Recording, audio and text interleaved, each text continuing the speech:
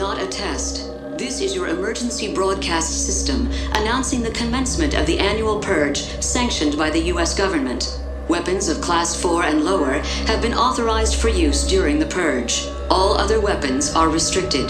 Government officials of ranking 10 have been granted immunity from the Purge and shall not be harmed. Commencing at the siren, any and all crime, including murder, will be legal for 12 continuous hours.